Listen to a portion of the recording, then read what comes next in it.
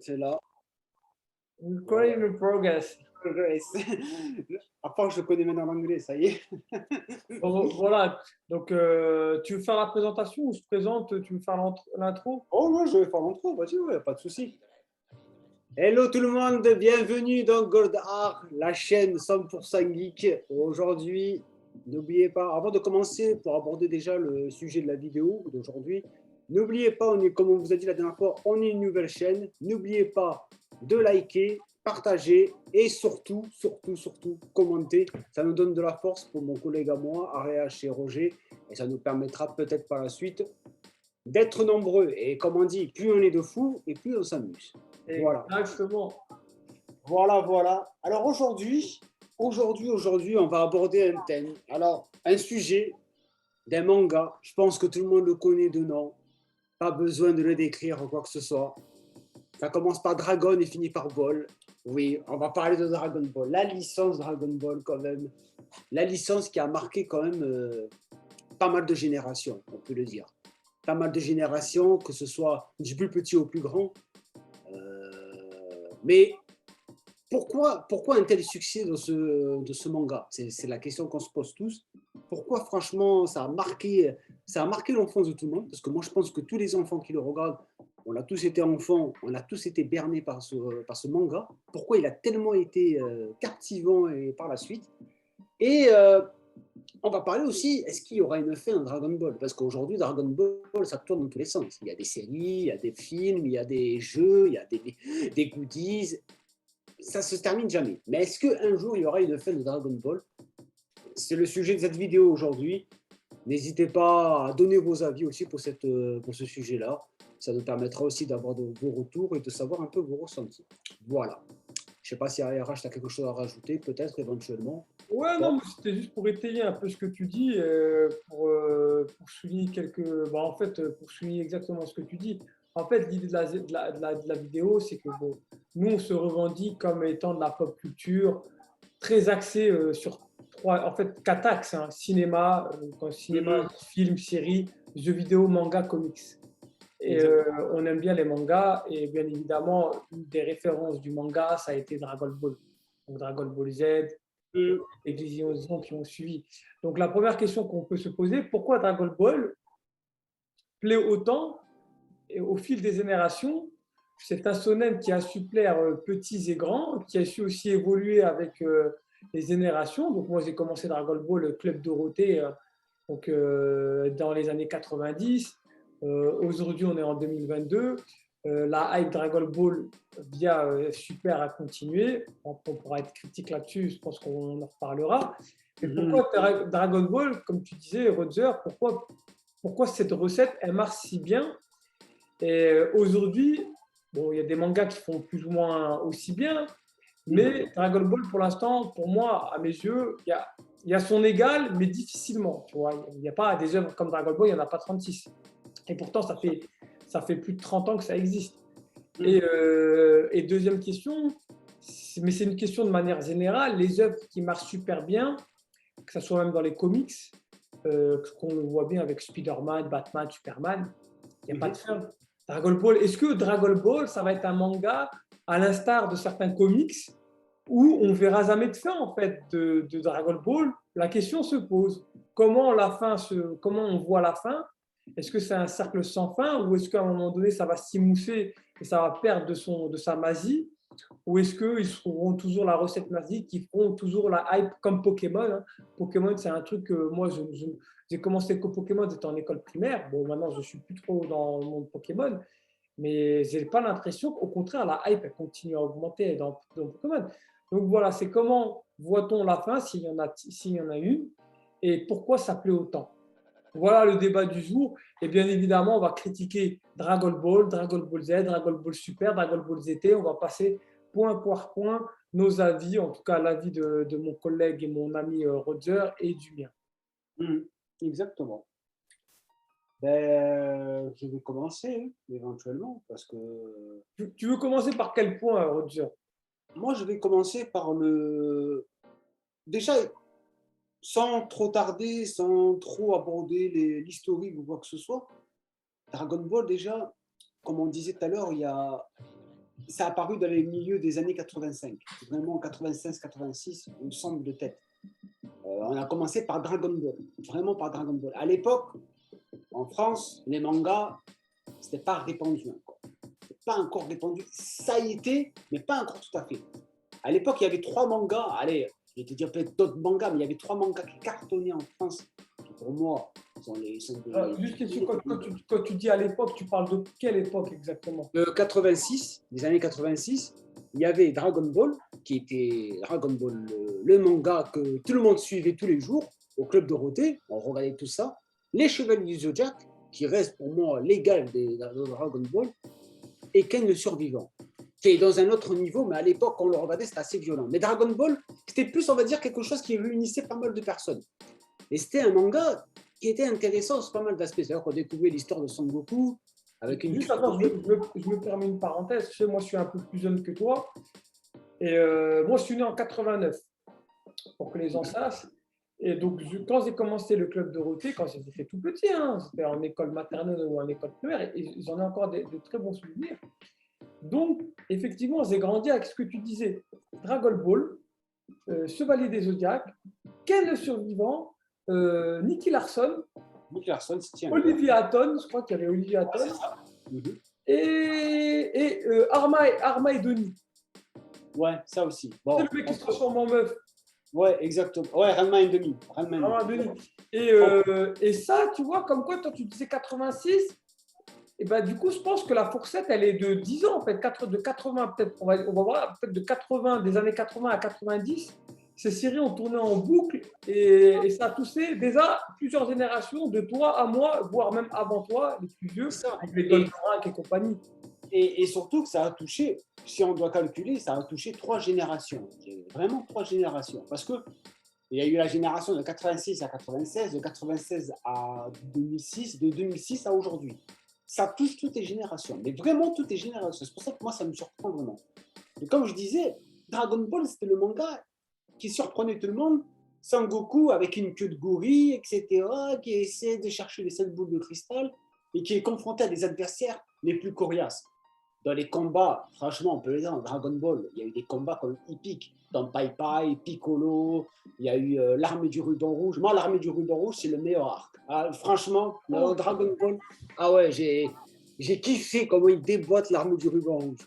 Et on voit quand même que Sangoku, il avait des capacités de fou. Il avait des capacités de fou, des techniques de fou. Et à l'époque, c'est ça aussi, on découvrait aussi on voyait aussi des attaques de techniques incroyables comme le Kamea ou quoi que ce soit. Et c'est ça un peu qui nous surprenait. C'est-à-dire qu'un gamin de, je sais pas moi, de 10 ans, je ne sais pas quel âge il avait, sans Goku à l'époque, nous, on se voyait en lui-même. Je ne sais pas, parce que je pense que moi, à chaque épisode de Dragon Ball, je sortais dehors. Je faisais ouais, c'était les billards comme ça. Il transforme en super guerrier et tout. C'était presque ça. C'était la même, hein. Ah, voilà, pour dire, ça a marqué vraiment des générations de dingues. Et on se dit, attends, c'est un manga quand même incroyable. Et moi, ce qui me surprenait, ce qui m'impressionnait dans ce manga, déjà, premièrement, on n'était pas sur des mangas comme on voit aujourd'hui, avec des intrigues. Sans les citer, One Piece, Black Clover, des mangas comme ça, où il y a toujours des intrigues, où on se pose des questions. Mais est-ce que le One Piece va le trouver? Dragon Ball ou les autres mangas, il n'y avait pas d'intrigue. En fait, c'était imprévisible. Nous, on savait de suite ce qui allait se passer par la suite. Ouais, Sangoku, il va se battre avec lui, c'est sûr. Ah ouais, on le savait. Les histoires, elles n'étaient pas complexes, de fou. C'était. On savait de suite ce qui allait se passer. C'était, à part peut-être l'arc Cell, à un moment donné, avec les timelines, j'ai un peu embrouillé à l'époque. Ouais, c'est vrai. Ça n'a rien à voir avec du One Piece, hein, où attends 10 ans pour avoir la réponse. Hein. C'est ça, sachant qu'en plus, on peut le dire, Ichiro Oda, il a beaucoup travaillé avec Akira Toriyama, parce qu'ils ont déjà fait des épisodes de One Piece avec Luffy et Sangoku ensemble, et il s'inspire beaucoup aussi du travail de Akira Toriyama. On le voit, Luffy, il a un peu le caractère de Goku, même en termes d'esprit combatif ou en termes de délire, tout ce qui suit avec. Mais en restant dans le sujet de Dragon Ball, franchement, c'était un personnage quand même qui nous représentait pas mal. Et on se disait, Finesse, quand même, un gamin comme ça de son âge qui fracasse tout le monde. Attends, on aimerait bien être comme lui. Et comme on disait, l'histoire évoluait au fil du temps et tout et tout. Et à la grande surprise générale, on apprend après un petit peu plus tard que Son Goku il avait grandi. Moi, la partie quand Son Goku commence à grandir, quand il a grandi, déjà j'étais choqué. J'étais choqué, je dis, oh putain, Son Goku il a grandi. Donc déjà, c'est pas... il s'est marié. Il devient daron. Et il est daron. Il est daron. Daron, ça aussi. Alors ça aussi, je ne m'y attendais pas, mais franchement, c'est un truc de dingue. On se dit, attends, il s'est marié. Et c'est là après qu'il y a eu la partie la plus intéressante. On est arrivé à Dragon Ball Z. Et Akira Toriyama, il a bien fait le lien. Il aurait pu faire comme dans tous les mangaka, de se dire, comme les autres mangas. Par exemple, encore un autre exemple, One Piece. One Piece, il y a une ellipse de 2 ans où ils partent tous s'entraîner, etc., etc. Là, Dragon Ball, d'ailleurs. c'est ça. Dans tous les mangas, il y a toujours une petite ellipse où ils vont s'entraîner, etc. Mais là, Dragon Ball, on sait qu'il y a une ellipse, mais ça passe sur une autre série, Dragon Ball Z, parce que on sait que Goku, il a grandi, il est devenu adulte, va avoir un gosse, etc., etc. Pourtant, ça aurait pu rester Dragon Ball, tu vois ce que je veux te dire. C'est resté. Ah, mais attends. Je vais t'expliquer l'anecdote du Dragon Ball Z, parce que je l'ai entendu, Akira Toriyama, je ne sais plus si c'était lui qui en avait parlé, mais bref, ils en avaient parlé à la télé. Pourquoi on est passé de Dragon Ball à Dragon Ball Z? Tu sais pourquoi? En fait, c'est tout con, c'est une erreur de l'éditeur. En fait, donc, quand il avait fait la coupure entre Dragon Ball et Dragon Ball, il voulait l'appeler Dragon Ball 2. Et en fait, l'éditeur a confondu le 2 avec un Z. Et c'est pour ça que c'est devenu Dragon Ball Z et ils l'ont gardé comme ça. Ouais, énorme. Une histoire, comme mais quoi. Franchement, l'erreur, elle déchire Dragon Ball Z. C'est ça, parce que, mine de rien, juste avec le nom Dragon Ball Z, moi je me rappelle, peut-être que toi aussi tu as eu la même sensation. Dragon Ball Z, oh putain, c'est quoi ce truc? Qu'est-ce qui va se passer? Ah ouais, j'étais. Quand tu fais DBZ, ça claque plus que DB2, tu vois. C'est vrai, je confirme. Et aussi, j'avais lu, alors peut-être qu'il y avait aussi cette partie-là, il y avait cette anecdote-là, je ne la connaissais pas, mais il y avait aussi une autre anecdote, il disait il voulait marquer le lien entre la partie de l'adolescence de Goku où il devient adulte. Il y avait aussi cette partie-là, pour se dire comme quoi Goku est devenu adulte, on passe sur un autre truc. Et c'est ça, moi, qui m'a bien intéressé. Mais là, dans Dragon Ball Z, DBZ, même je vais dire DBZ parce que ça fait plus stylé, on rentre dans le vif du sujet. On apprend les origines de Goku, on voit des ennemis qui sont badass, et c'est un truc de dingue. On voit que déjà dans le premier épisode, on apprend que Goku, il est un frère. Raditz. Alors ça aussi, c'était un truc quand même de dingue. Je sais pas toi ce que tu en as pensé peut-être, mais est-ce que tu es du même avis que moi ou pas?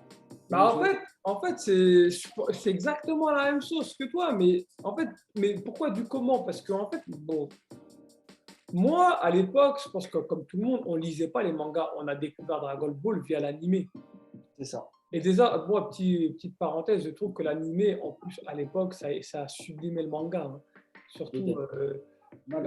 Franchement, pour l'époque, hein, l'animé d'aujourd'hui n'a rien à voir maintenant avec ce qu'il faisait à l'époque, mais pour l'époque, il faut se remettre dans le contexte. L'animé, franchement, Dragon Ball, c'était du lourd, hein. Et on a tous découvert le Dragon Ball via l'animé, je pense. Et ils étaient petits quand j'avais regardé Dragon Ball et je ne m'en rappelle pas très bien.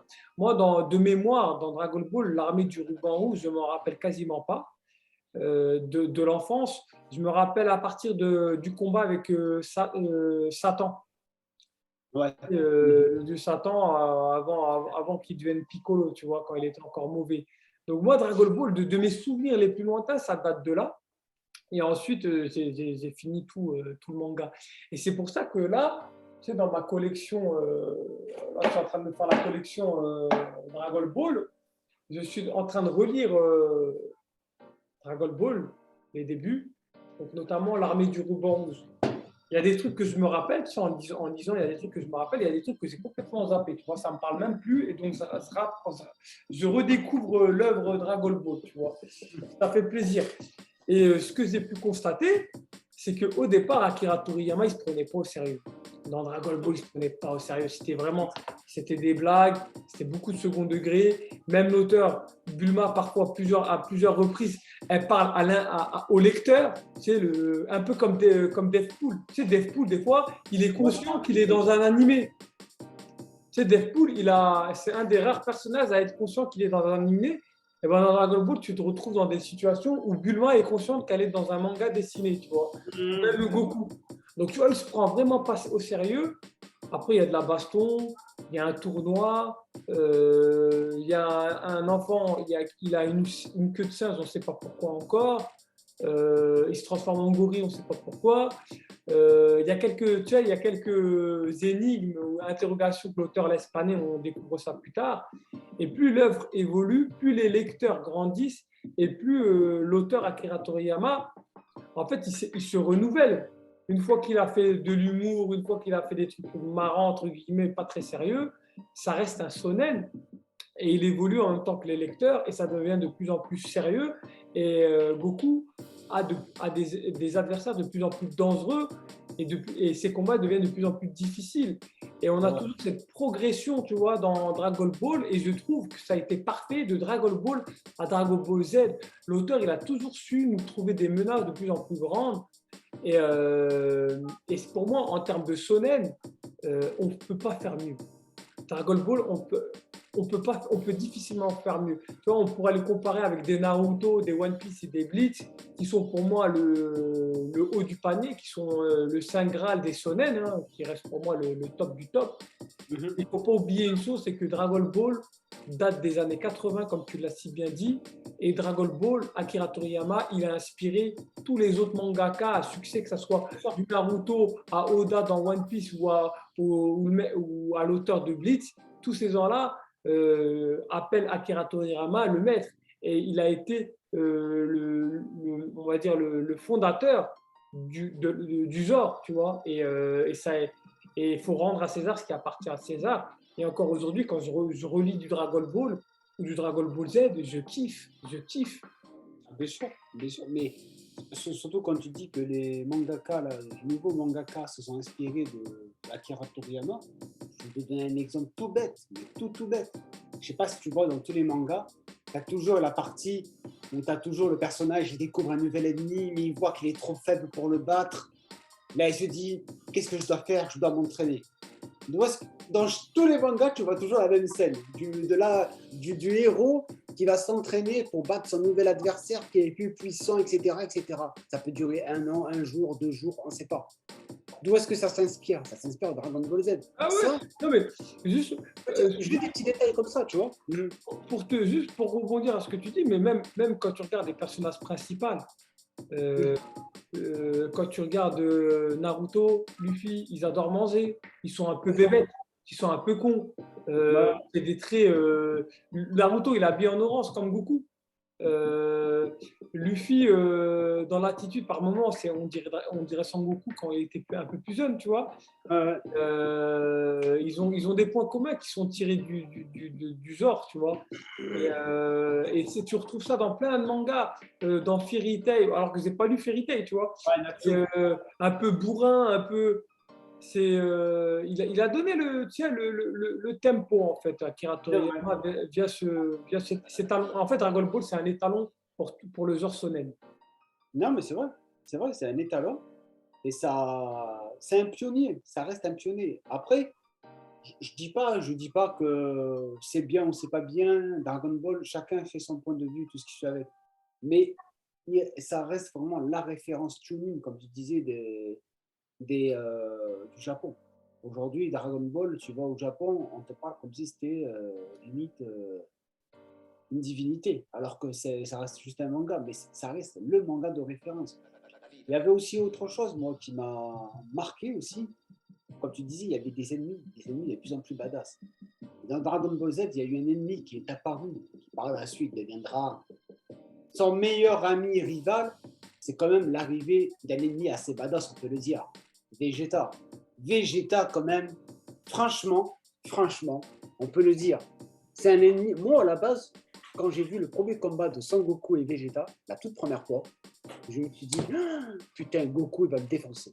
Ah ouais, il a défoncé. On peut dire ce qu'on veut, il a défoncé. Et je pensais qu'il allait mourir. Mais tu vois, le fait après qu'il se soit échappé, etc., tatati, tatata, je ne m'y attendais pas qu'à la suite, il allait devenir comme un allié de taille et même son meilleur rival. Et ça reste quand même. Il revient de loin, Vegeta, en plus. Hein. Et il revient de loin, c'est ça le truc. Il revient de loin. Quand même, le mec, c'était le prince d'un tyran, quand même. C'était le prince d'un tyran, d'une Oh, planète. c'était de ouf, même Vegeta, il était complètement psychopathe. C'était Ouais, un c'est ça. taré, c'était le mec. Je suis le prince de Vegeta. Il avait un orgueil, une fierté. Il était mauvais en plus. Il était foncièrement mauvais, ce type à la base. Hein. Il Le cœur noir. des intérêts, égoïste en plus. C'est ça, égoïste, un cœur de pierre, aucun sentiment.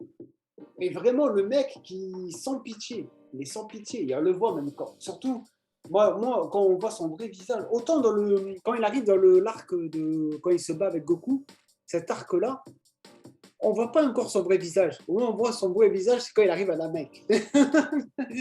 Où il tue les Namek, où il tue tous les Namek et tout et tout. Tu te dis, attends, le mec, c'est un raciste en fait. Ah, lui, c'est misérable, misérable. Hey, en plus, la voix en français. Franchement, on critique, je veux dire un truc, on critique tout le temps, ouais, les voix françaises. Mais je te jure que les Dragon Ball, les voix françaises, elles sont excellentes.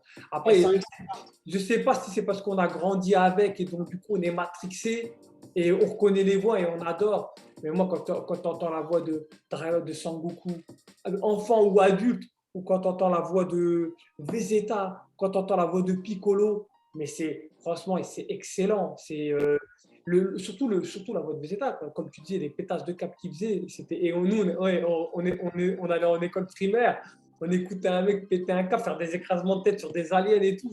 C'était la folie. C'était ça. D'ailleurs, je me rappelle que, petite anecdote, j'ai jamais rencontré les deux doubleurs de Vegeta et Sangoku dans des festivals de manga. Tu les as rencontrés? Je les ai rencontrés, ouais. Plutôt, et je me rappelle que moi, ce qui me faisait rire, c'est que, genre, il faisait des conférences, il expliquait un petit peu, même la femme qui fait Goku aussi. Ils expliquaient un petit peu de comment ça se passait et tout et tout. Moi, ce qui me tuait de rire, c'est quand même, tu avais un mec qui prenait un micro et disait oui, vous pouvez faire le caméra, s'il vous plaît. Et bien sûr. Et tu le voyais dans la scène, tu vois. Ah c'était énorme. Franchement, c'était énorme. Après, parce que tu as celle qui double Sangoku petit et qui double aussi Sangohan et Goten. Mais tu as celui qui double Goku, le Goku adulte. Ouais, Patrick Borg, il s'appelle. Ouais, il s'appelle Patrick Borg. Voilà, lui aussi, il a une voix qui impose. Hein. Ah, mais de dingue. Et tu le voyais, même tu vois, quand tu le voyais dans la scène, quand il faisait le caméra, tu disais, putain. Ah, il était stylé. Ah ouais, là, c'était stylé. Ah ouais, là, franchement, c'était stylé. Et pour revenir à Vegeta, quand même, Vegeta, on peut le dire, c'était quand même le mec, je dirais pas raciste, mais c'était une ordure. C'était impossible. Mais quand tu regardes le génie de Akira Toriyama, quand même son génie, parce que le gars, pour revenir à ce que tu disais sur l'arc Namek, il nous a montré Vegeta sous toutes ses coutures. On a vu que le mec, franchement, c'était un 100 fois Nilwa. Mais quand il s'est fait tuer par Freezer et que Sangoku il l'a enterré en 2-2, on était tous tristes. Ah, j'ai pleuré. Franchement, il s'est fait tuer en 2-2. Sangoku il l'a enterré vite fait comme ça. Il a quand même prié pour lui, entre guillemets. Parce que quelqu'un de son peuple, c'était un pur Saiyan et tout. Il avait quand même un respect pour le guerrier. On était triste, alors que le mec, c'était une ordure quand même. Tu vois, Akira Toriyama, il nous a quand même. Il est fort en termes d'écriture parce qu'on s'est quand même attaché à cette ordure.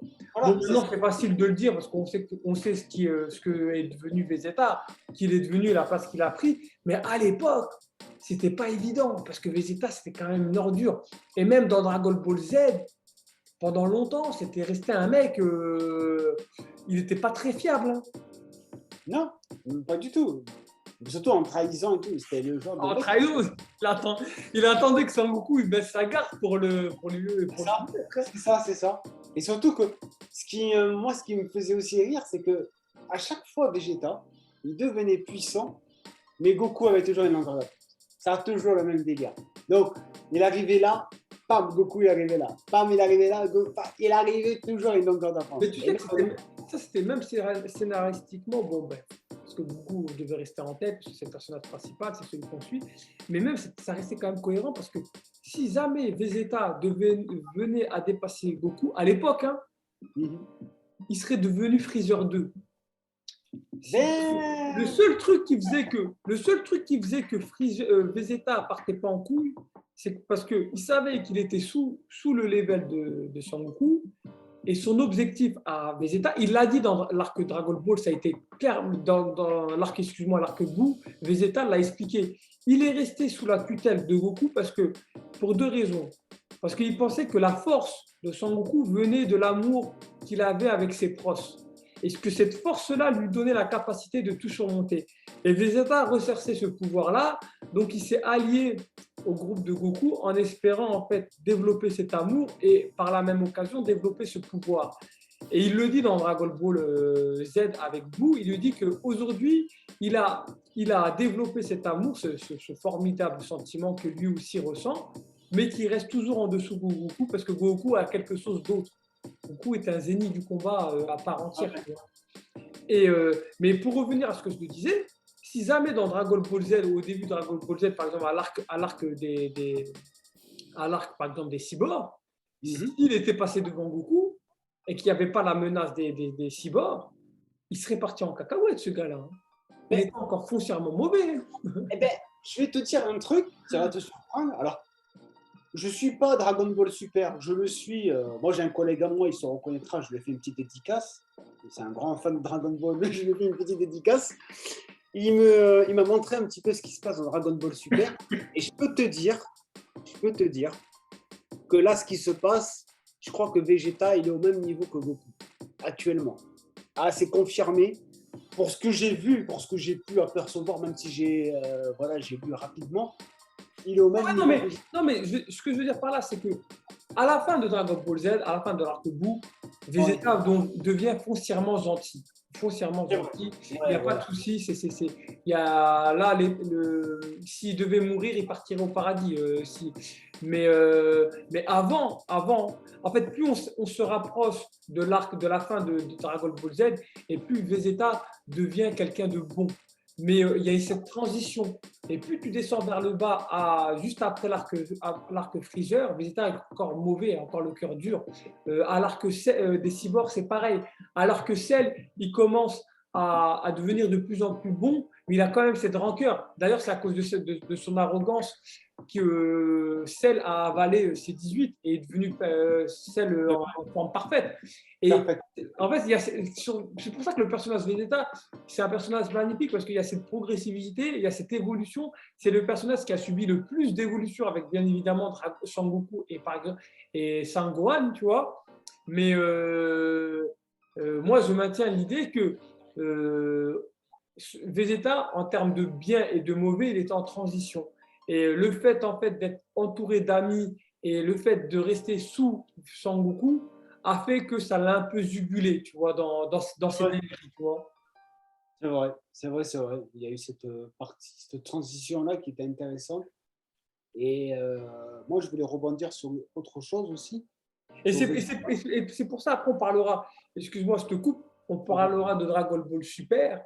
Et c'est pour ça que Dragon Ball Super, c'est compliqué pour Vegeta, entre guillemets, parce que dans Dragon Ball Z, Vegeta était un peu un rival, mais un ennemi, entre guillemets. C'était un rival, mais c'était quelqu'un que si Sangoku faisait un faux pas, derrière, il l'attendait au tournant, Vegeta. Dans Dragon Ball Super, Vegeta, c'est plus trop un rival. Parce que pour qualifier un rival, il faut qu'il y ait une compétition. La seule compétition qui les maintient, c'est d'être le plus fort, qui est le plus fort entre Son Goku et Vegeta.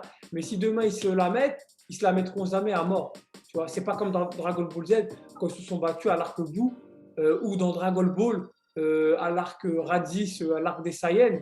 Ils se sont battus, mais c'était pour se la mettre. Hein. C'était quasiment un combat à mort. Hein. Ben, ce serait surtout un combat, je vais te le décrire le combat, ce serait un combat entre Naruto et Sasuke, ce serait un peu ce combat-là. Rival, je t'aime, moi non plus, c'est un peu dans ce délire-là. Non, mais c'est pire que ça, parce que maintenant, Vegeta, Vegeta, c'est un gentil. Il veut aucun mal à Goku. S'ils se battent, le premier qui est à terre a perdu. C'est pas un combat à mort. Mais, Tu vois, on perd en fait cette gravité qu'il y avait dans Dragon Ball Z entre ces deux protagonistes. Ils ouais, veulent à tout point être le plus fort, à tout prix. Du moins du ouais. côté de Vegeta. Hein. Non, non, bien sûr, bien sûr. Mais après, je peux dire que Vegeta, en fait, bon, il a évolué, comme tu dis, il a vraiment évolué. Mais son évolution marquante, ça l'a marqué quand il a rencontré Bulma. C'est tout ça. Bulma, quand même, elle lui a. Parce qu'en fait, Bulma, ça reste sa première femme. Et il a eu son premier gosse avec elle, Trunks, etc. On connaît l'histoire. Mais malgré, du moins malgré, je vais pas dire malgré ce qu'il a, malgré son tempérament, sa façon d'être ou quoi que ce soit, son orgueil, tout ce qui soit avec, il avait quand même une part d'humanité parce qu'il aimait Bulma. Il aime Bulma. Et même Bulma, elle disait à tout moment, elle disait, même s'il est comme ça, vous ne le connaissez pas ou quoi que ce soit, c'est quelqu'un de très très bon. Et c'est vrai, c'est quelqu'un de très très bon à la base. Non, mais il aime ses enfants, il aime sa femme. Mais tu sais, comme Hitler, hein. Hitler, j'imagine qu'il aimait sa femme et ses enfants, tu vois. Non, mais moi, ce que je veux dire par là, c'est que Vegeta, dans Boo, il a fait son choix. Il a fait son choix. Il a laissé Babidi le Ouais, manipuler pour atteindre son objectif premier qui est être le plus fort des Saiyans.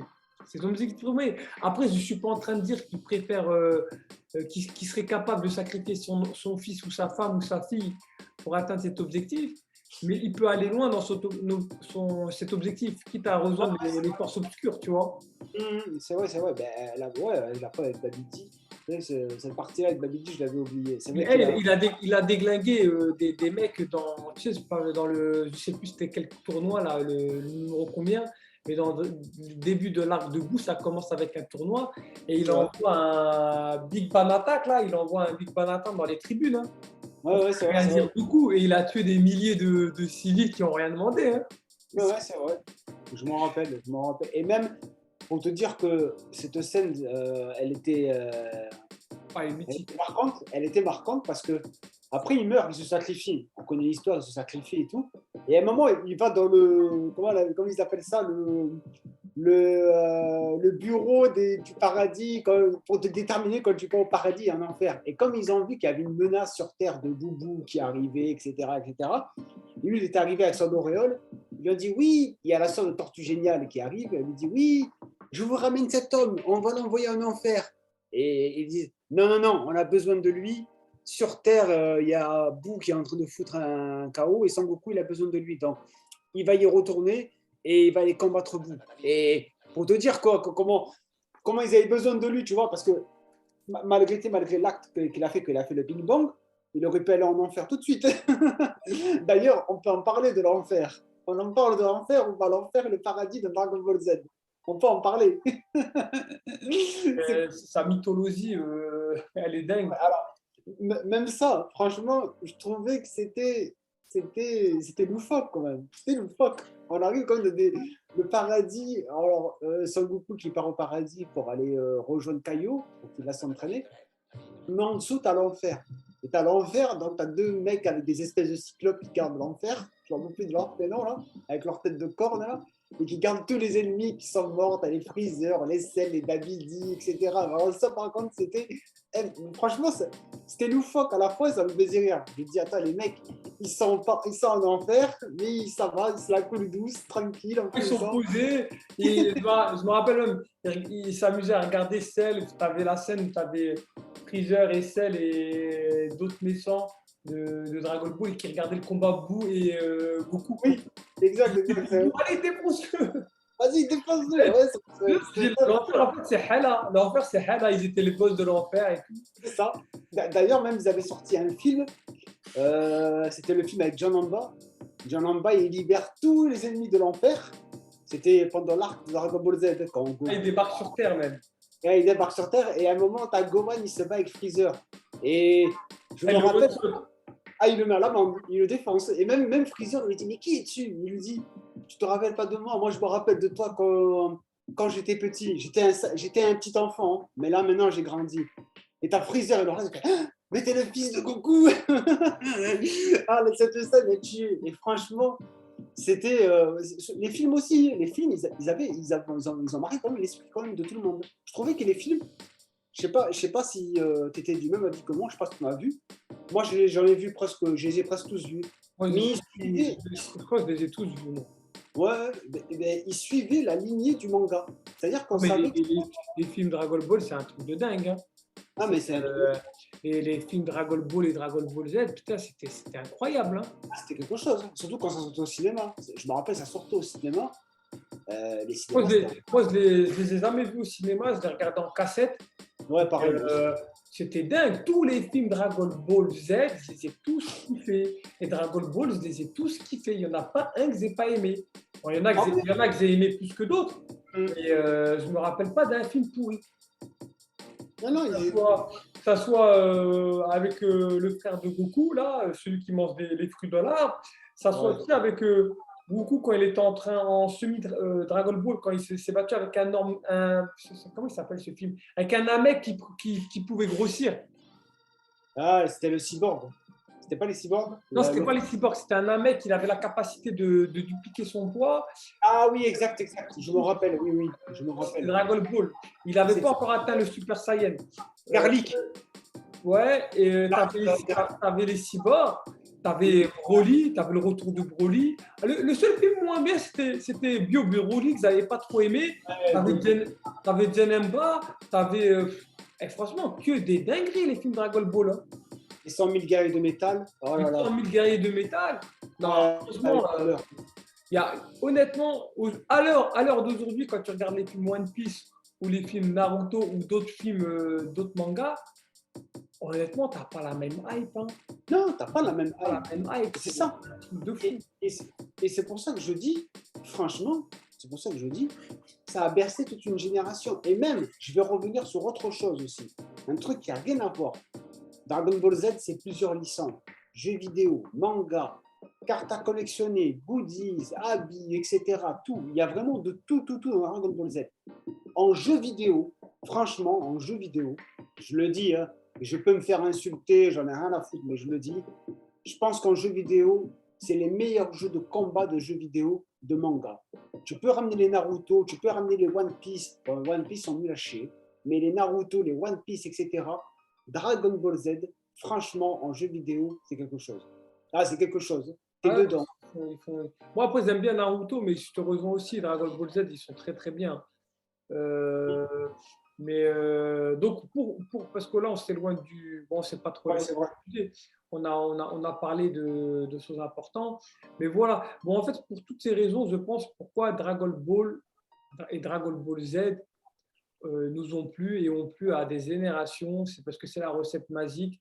C'est bien écrit, l'évolution des personnages, c'est bien construit, que ça soit, on a beaucoup parlé des états, mais on pourrait dire pareil de chaque personnage, que ce soit Piccolo, Sangohan, Goku. La recette, elle est simple, mais elle est efficace. Et c'est, comme j'ai dit, le scénario, il est bien ficelé.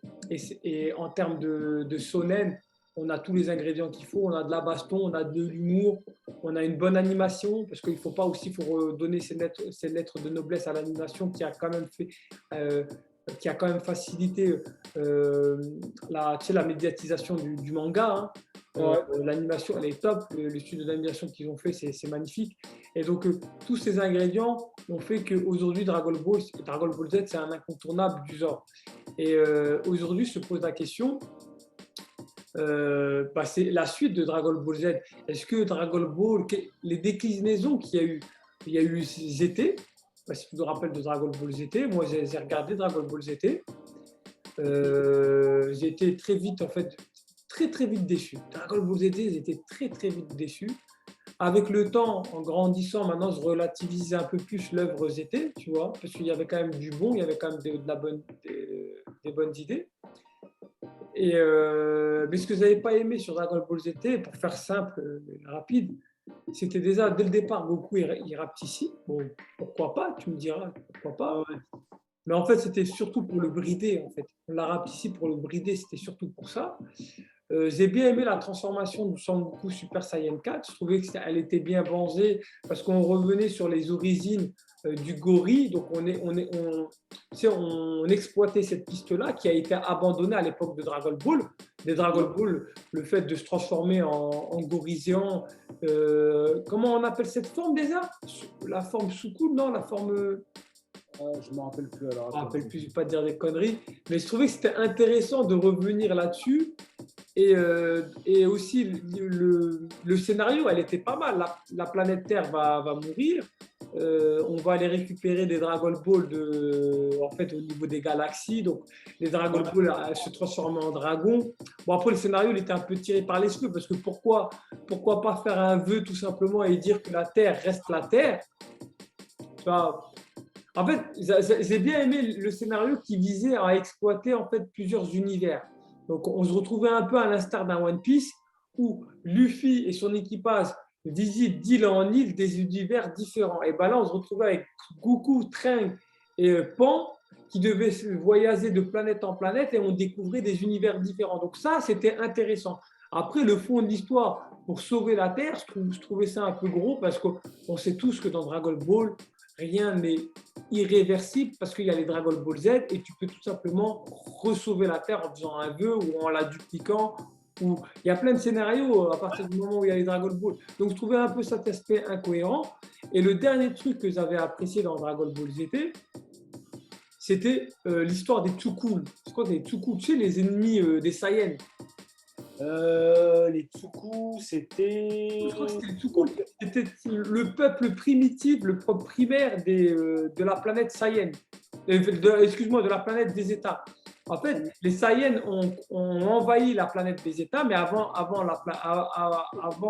il y avait ce peuple-là, Tsukul. C'était un peuple de petites personnes très intelligents, qui étaient en avant dans leur temps et dans leur technologie. Et donc, on a eu en fait les origines de la planète Vegeta et j'ai trouvé ça hyper intéressant. Et avec ce personnage-là, qui était en fait un parasite qui pouvait contaminer et manipuler et rentrer dans les corps des protagonistes pour puiser leur force et pour en faire ce qu'ils veulent. Donc, voilà tous les points que j'ai aimés, tous les points que j'ai moins aimés. Et ce que j'ai pas aimé aussi, pour finir, et après je te laisse la parole, c'était l'animation. Je trouvais que l'animation dans ZT, elle n'était pas très sérieuse, contrairement à celle qu'on avait trouvée dans Z avec Cell, Boo et Freezer. D'accord. Ben, en fait, moi, je vais te rejoindre sur certains aspects, mais après, il faut savoir une chose. Dragon Ball GT n'est pas une suite logique de Dragon Ball Z. C'est une suite alternative qui a été faite par un autre auteur, si je ne dis pas de conneries. En fait, Akira Toriyama, il a bouclé Dragon Ball Z. On le savait. Quand il a bouclé Dragon Ball Z, ça se termine par l'arc de Oob. Il rencontre Oob, etc. Il part l'entraîner. Ça se termine là. Mais vu que les fans réclamaient une suite dans Dragon Ball Z, il y a eu Dragon Ball GT. Dans Dragon Ball GT, ça veut dire Dragon Ball Grand Travel, le grand voyage. Moi, ce que je te rejoins déjà sur deux points, je trouvais que déjà l'histoire en elle-même, elle était intéressante sur certains aspects, mais trop va-vite. Il y avait des choses. Moi, je pense que la série, elle était trop courte. Il y a eu 64 épisodes. S'ils auraient fait sur une durée de 128 épisodes, par exemple, sur chaque arc, ils auraient fait 60 épisodes, je pense que ça aurait été un trip de dingue. Je donne un exemple tout bête. Par exemple, l'arc là quand ils font le voyage pour récupérer les boules de cristal dans toute la galaxie, c'est dommage que cet arc il est un peu court parce qu'il rencontre des ennemis un peu badass, il rencontre cet ennemi là que tu me dis, le parasite, qui après par la suite arrive sur Terre et fait des dégâts ou quoi que ce soit. Son Goku se transforme en transformation 4. Mais je trouve que la fin, elle est bâclée. Ça a toujours été bâclé. Eux, ils voulaient donner de la sensation, mais ça a été trop court. Ça a été trop court et ça a été trop bâclé. Oui, mais c'est ça. Il y avait de très bonnes idées, mais les combats ont été bâclés. La fin de chaque arc a été bâclée. Mais pour revenir à ce que tu disais, non, là, je viens de vérifier là, sur Internet, Dragon Ball Z, ça a été coécrit par Akira Toriyama. Hein. Ça a été coécrit. Après, ils ont dit ouais, que c'était une histoire parallèle parce que derrière, il y a eu Dragon Ball Super qui a intervenu. Mais à l'époque, quand nous, on regardait Dragon Ball Z, dans nos esprits, c'était la suite directe. Hein. Non, on reprend avec Boo, là où Dragon Ball Z se termine avec le tournoi où Sangoku rencontre Boo. Et Voilà.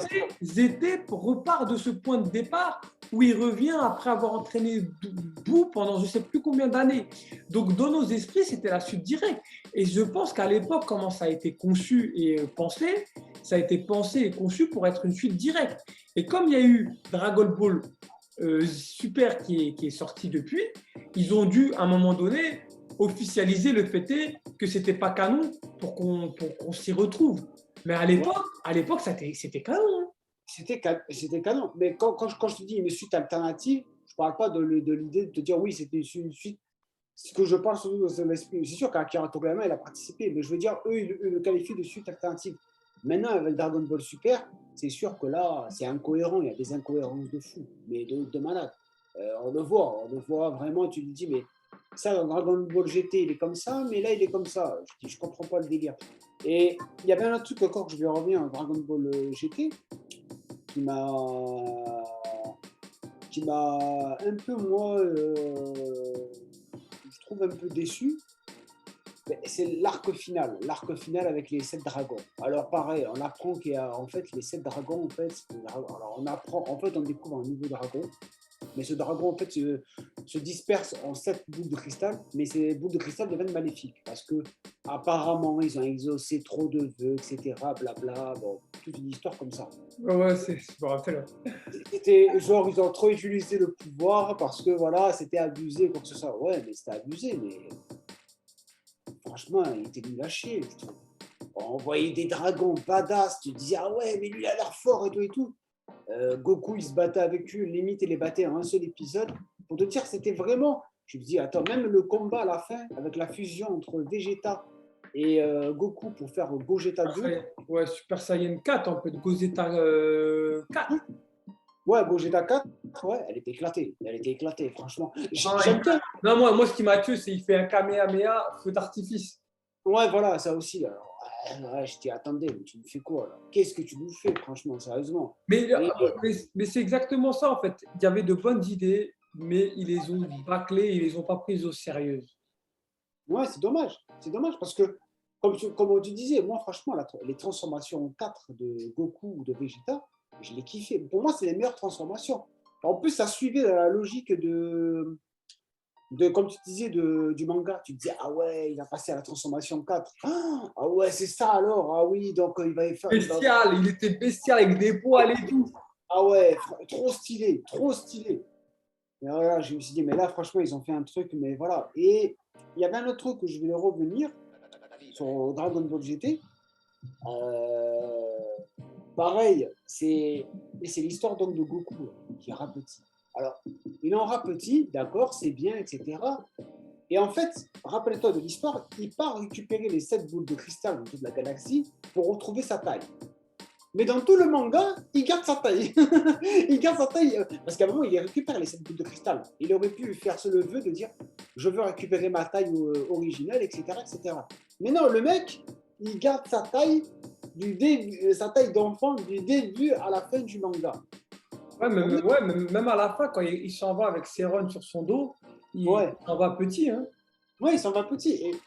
Et je trouvais incohérent. Je me suis dit, mais attends, le mec, si franchement tu pars dans la galaxie pour récupérer ta taille originelle, pourquoi ne pas la faire pendant le manga? Je comprends pas. Tu vois, c'était incohérent. Et c'est dommage. Ouais, et là, tu me fais penser à un truc. Regarde, c'est un truc bizarre aussi. Regarde, quand il est petit, il se transforme en Super Saiyan, il reste petit. Super Saiyan 2, reste petit. Super Saiyan 3, il reste petit. Et Super Saiyan 4, il grandit. Non, il grandit. Alors ça aussi, je ne comprends pas. D'ailleurs, ça aussi. C'est bizarre. Pourquoi il ne reste pas petit à ce moment-là? Pourquoi là, il grandit? C'est vrai, je confirme. Pourquoi? Peut-être qu'il a mangé des haricots. Après, il redevient petit une fois qu'il a du. Non, mais c'est vrai que Après, voilà, pour moi, ça a été une série qui a été forcée, tu vois. Comme tu as dit, les fans, on a demandé la suite. Akira Toriyama, il n'était pas trop partant pour se lancer tout seul dans ce truc-là. Donc, il s'est associé avec un autre type pour co-scénariser ZT. Et c'est pas nul, c'est pas du Dragon Ball Z, c'est bien, ça reste bien. Ça se regarde, c'est un divertissement, mais on est loin de la qualité de Dragon Ball et Dragon Ball Z. Du coup, donc on est resté sur notre fin avec Dragon Ball Z. GT. Il y a eu les succès de Bleach, il y a eu les succès de Naruto et de One Piece dans les années, on va dire 2000-2010 jusqu'à maintenant. Hein. Ça, Et il y a eu les succès aussi des jeux vidéo, comme tu l'as si bien rappelé. Et tous ces succès, les mangas se vendent de plus en plus, a poussé en fait les studios d'animation et le mangaka et les auteurs à relancer Dragon Ball, et ce qui a donné naissance à Dragon Ball Super. Et là, après, c'était tout excité. Hein. J'ai vu Dragon Ball, Akira Toriyama, Son Goku, il n'a pas vieilli, il n'a pas rapetissé. C'est juste après l'arc bout, les personnages, c'est resté les mêmes. Je me suis dit, waouh, ça promet du loup. Ben, en fin de compte, c'était. Je ne vais pas dire que c'est éclaté. Alors, en fait, je vais rentrer sur deux critères. Le problème de ce manga, mais déjà, Akira Toriyama, il avait commencé à faire l'écriture du manga en solo. Donc, il a commencé à le faire et tout. Pour la première sortie qu'il y a eu avant, c'était un film. C'était le film là, de Goku, quand il se bat avec Beerus, le dieu de la destruction. C'était le premier film dans Dragon Ball Z de God. Je crois que c'était un truc comme Dragon Ball God ou un truc comme ça, je ne me rappelle plus. D'ailleurs, parenthèse, c'est bizarre parce qu'il y a eu le film, après l'animé, c'était quasiment le film. C'était le film, voilà, exactement. Et d'ailleurs, je me suis dit, attends, à quoi ça sert? Ils font le film, et alors après, ils font l'animé pour faire le film. Je ne comprends pas le délire. C'est bizarre ça. C'est ça.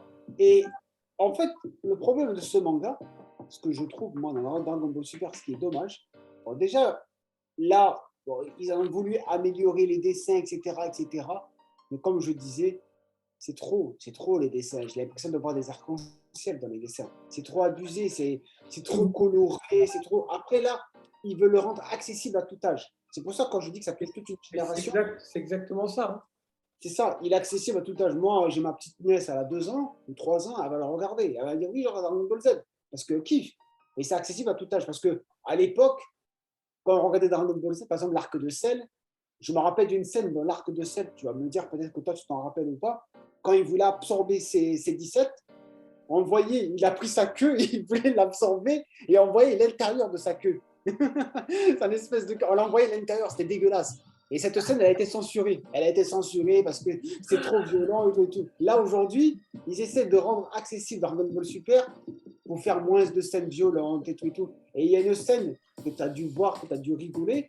C'est à un moment, il y a un cambrioleur qui veut braquer Goku, mais il n'a pas de flingue. Il est avec ses 2 doigts comme ça. Il fait « bouge pas !» Et tu vois, pour te dire que la violence, ils veulent enlever dans ce manga-là. Ah, c'est trop là. C'est beaucoup trop, c'est beaucoup trop. Après, ce que je trouve aussi dommage, c'est les dessins. Les dessins, je trouve qu'ils sont bâclés.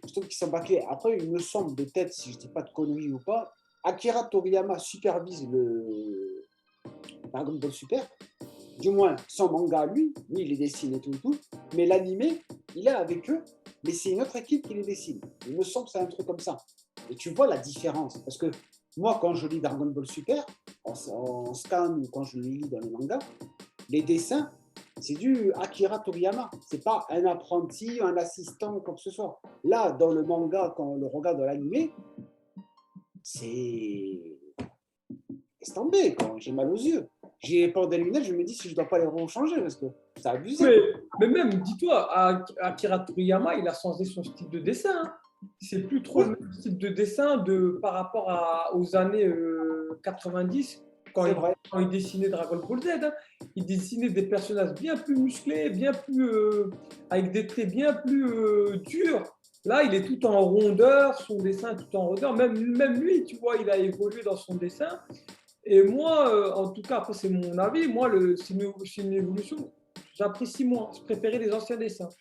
Moi aussi. Moi, j'apprécie vraiment les anciens dessins. Parce que ça reste la marque de fabrique du manga. Nous, on a connu... Et ça mettait en perspective la puissance bien plus efficacement, tu vois. Quand tu voyais un Super Saiyan 2, tu voyais tu n'avais pas besoin de couleur. Tu voyais quand Son Goku est en Super Saiyan 2 par rapport à Son Goku Super Saiyan 1. Ça, c'était reconnaissable. Les cheveux, ils étaient plus tendus, la masse musculaire plus prononcée. Tu vois, le coup du dessin, il était un peu plus dynamique, tu vois. Là, tout est en rondeur. C'est... Après, tu me diras, c'est le style d'aujourd'hui, tu vois. One Piece, c'est pareil. Il y a beaucoup de dessins animés. My Hero Academy, c'est pareil. Fairy C'est le Tail, même c'est studio. pareil. C'est le style Après, d'aujourd'hui. c'est le même studio qui produit ces mangas-là, que ce soit, je crois, je ne vais pas dire Naruto, One Piece, DBZ, c'est les mêmes studios, c'est la Toei. La Toei, ils ont. Moi, je te parle même pas de l'animé, je te parle carrément du manga, hein. Ouais, du manga. Ouais, parce que après, moi, je me dis, Akira Toriyama, je pense qu'il a voulu changer de style. Il a changé de style pour deux raisons. La première, c'est que il s'en bat les steaks maintenant. Le mec, il est blindé. On peut le dire, il est blindé. Le mec, tu le sais, un jeu vidéo qui se vend Dragon Ball Z, il va toucher sa part du marché. Le mec, voilà, il en a Mais, rien à faire. mais après, pour Akira Toriyama, ça reste cohérent parce que moi, je trouve qu'il a changé son style par rapport à Dragon Ball Z, mais il est C'est ça. revenu au style de Dragon Ball. Dragon Ball est un dessin. Quand tu regardes Dragon Ball, c'est tout en rondeur, hein. Tu vois, par exemple, ce dessin-là, pour moi, c'est du Dragon Ball Z. C'est vrai. C'est ce que j'allais te faire tout à l'heure. Ouais. C'est le tome 1, c'est la couverture. Mais quand tu regardes Dragon Ball, le dessin, Ouais, c'est du Dragon Ball. Voilà. c'est tout en rondeur, tu vois. C'est ça. On Alors, n'en est pas là, aujourd'hui, on n'en est pas là dans Dragon Ball Super. On n'en est pas là, il ne faut pas abuser. Mais on s'y rapproche, tu vois. mais alors, est-ce qu'il n'a pas voulu faire aussi se rapprocher d'un autre manga à lui? Parce qu'Akira Toriyama, il n'a pas fait que le Dragon Ball. Ouais, Il a aussi donc, fait Dr. Slump. Est-ce qu'il n'a pas voulu se rapprocher un petit peu de Dr. Slump? Parce que Dr. Slump, les personnages, tu les vois. non, mais Tu les vois, c'est un peu rond. ouais, c'est ça, c'est comme c'est du Dragon Ball des débuts. C'est ça. Et c'est dommage, hein, c'est dommage parce que. Après, en fait, franchement, c'est pas si dommage que ça. Parce que Non, c'est pas dégueulasse après. C'est pas dégueulasse. moi, je veux dire, c'est un détail. Si tu me demandes le dessin de Dragon Ball Z ou Dragon Ball Super, je préfère Dragon Ball Z. Mais en soi, c'est pas bloquant. Moi, ce que j'ai pas accroché dans Dragon Ball Super, c'est, je vais rentrer dans le vif du sujet. Il y a des choses que j'ai aimées, des choses que j'ai moins aimées. Dans Dragon Ball Super, ce que j'ai aimé, on va parler de choses positives tout d'abord. C'est ce que j'ai aimé, c'est l'univers étendu. En fait, c'est le fait qu'il existe des dieux de la galaxie, qu'il existe Beerus, qu'il existe Whis, des anges, et qu'il existe Zeno, et qu'il existe 12 univers.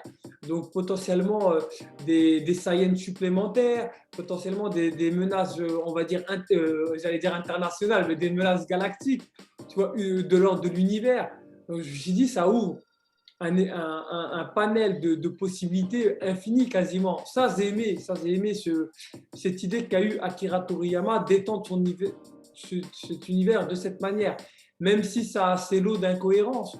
J'ouvre une parenthèse quand tu disais que à un moment donné, tu as dit que, et tu as raison de le dire, Vegeta, à un moment donné, a été appelé du royaume des morts pour aller combattre Boo. Alors que pourquoi à ce moment-là, c'est-à-dire que les gens dans le royaume des morts, au paradis ou en enfer, ils sont prêts à envoyer Vegeta alors qu'il est impuissant face à Boo, on le sait très bien. Qu'est-ce qu'il faisait Beerus à ce moment-là? Tu vois, ça ouvre des incohérences. Ouais, c'est vrai. Ouais. Beerus est relié sa vie est relié au Chaosine. La vie du Chaosine a été directement menacée par Boo. Qu'est-ce qu'il faisait? On nous explique qu'il était en train de dormir alors que la vie de Beerus était menacée parce que si le Chaosine meurt, tu sais, celui qui a la coupe de Tapion, là, je me rappelle plus son nom, là. Si lui, il meurt, Beerus meurt. Et Beerus, il est en train de dormir. Et oui, tu vas pas. Ok, admettons, Beerus, il dormait. Mais oui, s'il est réveillé, c'est un ange. Il peut réveiller Beerus et va faire ton taf. Va faire ton taf parce que si Caillou, il meurt, tu meurs. Tu vois, ça a créé des lots d'incompréhension, mais passons, acceptons-le. Parce que moi, à partir du moment où on reprend la licence Dragon Ball Z, je suis prêt à passer certaines incohérences, et il y en a toujours eu des incohérences dans les mangas, et dans Dragon Ball et dans Dragon Ball Z, il y en avait eu. Donc ça, cette incohérence, même si on n'y répond pas, elle ne me dérange pas en soi. Mais moi, ce qui m'a profondément dérangé, c'est les rapports de force dans Dragon Ball et dans Dragon Ball Z. Akira Toriyama a toujours fait en sorte de respecter les rapports de force entre les personnages. Et là, dans Dragon Ball Super, je n'y comprends plus rien. Par exemple, je vais te sortir une anecdote. À un moment donné, Sangoku, il retrouve C17. Donc moi, je pensais que C17, il était mort, mais en fait, j'apprends que C17, c'est devenu un paysan, il est agriculteur. C'est ça. Donc Sangoku se bat avec lui pour le tester. Et à un moment donné, il se transforme en Sangoku en gold. Donc Sangoku avec les cheveux bleus. Donc c'est un niveau stratosphérique. Et Sangoku Super Saiyan Gold, c'est un niveau démentiel. Parce que Beerus, il a mis une pistinette à Goku Super Saiyan 3 et il l'a mis KO. Une pistinette, comme ça, tac. Ouais, c'est ça. Et Sangoku Super Saiyan Blue rivalise plus ou moins, entre guillemets, avec Beerus. Et l'Ultra Instinct aussi, Toby. Non, je parle même pas on n'en est même pas à l'Ultra Instinct. On n'en est même pas là. Donc, Sangoku Super Saiyan Blue, le mec, il échange des coups de poing avec C17 qui soi-disant, bon, moi je suppose qu'il ne s'est pas entraîné parce qu'il est resté paysan. On ne l'a pas vu à l'arc-bout. Donc, ce mec-là, il arrive à échanger des coups avec Goku Blue. Et pour finir, Krillin, à un moment donné, dans Dragon Ball Z Super, moi, ça m'a achevé, ça m'a brisé le cœur. Krillin demande à échanger des coups avec Goku. Ouais. Et il fait un Kamehameha. Krillin envoie un Kamehameha. Il contre le Kamehameha de Sangoku Super Saiyan. Là c'est incroyable. Tu te rappelles de cette scène ou pas? Ça me dit quelque chose. Sangoku Super Saiyan Blue, il envoie un Kamehameha à Krillin. Krillin, il le contre avec un autre Kamehameha. Non, mais après, on me dira, ouais, il était pas fou. Bien sûr qu'il n'était pas fou. Mais ça reste quand même un Super Saiyan Blue. Et je veux dire, l'ordre de puissance, la différence de puissance, elle est colossale. Elle est démentielle. C'est vrai. Non, mais c'est vrai. Et alors, je vais revenir sur un truc, ce que tu disais. Tu disais, C17, on le voit, il est un paysan, quoi que ce soit. Alors, je ne sais pas si tu t'en rappelles, mais C17, on le voit dans Dragon Ball Z, dans l'arc de boue. Je ne me rappelle plus. Ah si, On le tu voit te rappelles. Alors, je vais te le dire, la scène, tu vas me dire, oh putain, c'est une scène de fou. Tu te rappelles de la scène quand Goku commence à faire le Genkidama? Ouais. Il demande à tout le monde de lever la main pour qu'il puisse avoir son énergie et tout. Donc après, tout le monde, toute la planète au début ne voulait pas, et après tout le monde commence à le faire. Ouais. Et à un moment, tu as C17 qui réapparaît et qui dit, je sais pas pourquoi je fais ceci, mais je le fais quand même de bon cœur. Et il lève la main. Il a été ressuscité parce que rappelle-toi, quand Cell il est mort, ils ont ressuscité C17. Ah oui, ça vient de là, ouais. Dans une autre vie. Et c'est là qu'on le revoit en paysan. Et même dans Dragon Ball GT, on le revoit, il fusionne avec l'autre C17, il devient l'Ultra C17. D'ailleurs, j'ai kiffé cet arc, mais bon, il a éclaté aussi. Mais, et on le voit. C'est ça, je voulais revenir sur cette histoire-là quand tu m'as dit C17. Mais je me rappelle cette scène de ce que tu me dis là. C'est vrai, je trouve incohérent ce genre de passage. Il y a aussi un autre passage, moi, qui m'a tué de rire aussi dans Dragon Ball Super. Tu vas te mordre de rire, tu te dis, mais qu'est-ce qu'il fout là? Alors, t'as Freezer à un moment qui débarque sur Terre. Il débarque sur Terre à un moment, Freezer. Il débarque dans Dragon Ball Super dans la série. Et je crois que Goku, il n'est pas là. Je crois qu'il s'entraîne avec Beerus et Vegeta aussi. Et donc, tu as Gohan, tu as Piccolo, Tortue Géniale, Krillin, Trunks, tout le monde. Il s'est dit, on va les contrer, Freezer. Mais s'il te plaît, c'est qui se joue à la bataille? Tortue Géniale. Et tu le vois, genre Tortue Géniale dans la bataille en train de se battre avec Freezer. Mais t'étais pas là la première fois, qu'est-ce que tu vas faire là comme ça? L'incohérence, tu vois. Il y avait des trucs incohérents. Et ça m'énerve des petits détails comme ça parce que nous, par exemple, en termes de puissance, je ne sais pas si tu te rappelles pendant le film, quand on nous a teasé la puissance du Super Saiyan Gold, on a bien vu la différence qu'un Super Saiyan 3 ne faisait pas le figure. Exactement. Pas le figure. Alors que ce Super Saiyan 3, c'est quand même énorme. La puissance, elle est quand même dingue libérée. Bref. Et quand Son Goku a commencé à se battre avec Beerus, il était en Super Saiyan Gold, mais tu sais, avec les cheveux rouges. Ouais. Il y a un niveau en dessous du Super Saiyan Blue. On est d'accord. Ouais. Et ben, À ce moment-là, c'était la première fois qu'on voyait ça. Et le combat, il avait atteint tellement une puissance de dingue qu'ils nous ont expliqué dans le film que les coups de poing, rien que les coups de poing entre Beerus et Goku Roux, je l'appelais Goku Roux, donc Gold Roux, et ben, créaient des ondes gravitationnelles qui pouvaient menacer l'existence de toute la galaxie. Parce que l'impact de leurs coups, en fait, c'est comme si c'était des explosions nucléaires. Ça crée des ondes gravitationnelles qui menaçaient l'équilibre des planètes. Et aujourd'hui, dans Dragon Ball Super, quand ils se mettent en Super Saiyan Blue, en fait, c'est comme s'ils étaient en Super Saiyan classique, quoi. C'est vrai. En fait, on ne se rend pas compte de la puissance. C'est comme s'ils étaient en Super Saiyan. Ouais, ça reste normal parce que. Ça reste normal. Là, c'est ça, ça reste normal. On se dit, ah ouais, en fait, de compte, il est devenu. Ah ouais, bon, ça reste Dans ce cas-là, pourquoi avoir inventé le Super Saiyan Blue? Parce que moi, quand Son Goku se met en Super Saiyan Blue, je ne vois pas la différence. Petite anecdote, quand Son Goku s'était battu avec Zamatsu et Black Goku, à un moment donné, il y a un truc pareil. Moi, ça m'a horripilé. T'as Zamatsu, il arrive, il bloque, il attrape Gotreng par le col. Ensuite, il vient, il attrape Goku par le col et il dit à Black Goku qui est en mode rosé, Super Saiyan rosé, il dit vas-y, envoie un Kamehameha, vas-y, tue-nous. De toute manière, moi, je suis immortel, il ne m'arrivera rien. Et ces deux-là, ils vont se prendre tous les dégâts. Tu te rappelles de cette phase? Ça me dit quelque chose. Ouais, je me rappelle. Je te termine. Donc, Black Goku, il charge un énorme Kamehameha à bout portant quasiment.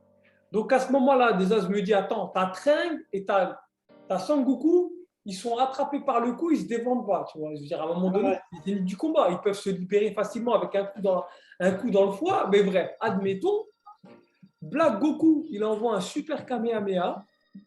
Bam, tu as une énorme explosion et tu te retrouves avec Zamatsu debout comme ça. Bah, lui, il a ressuscité. Ouais. Et tu as Goku et Trunks au même endroit, allongés sur la pelouse. Et à côté de la pelouse, tu avais le trottoir qui était intact. Tout était intact. Le lampadaire à côté, il n'a pas bougé. Les maisons autour, ils n'ont pas bougé. Ils étaient dans un parc. Le trottoir, il n'a pas bougé. L'herbe, la pelouse n'a pas bougé. Normalement, dans Dragon Ball Z, tu envoies un Kamehameha, tu as minimum un putain de cratère qui tue. Ah ben oui, là, tu as le personnage, il se prend un Kamehameha à bout portant de Black Goku en mode rosé. Les mecs sont Super Saiyan Blue, ils sont KO, mais la pelouse, elle n'a pas bougé.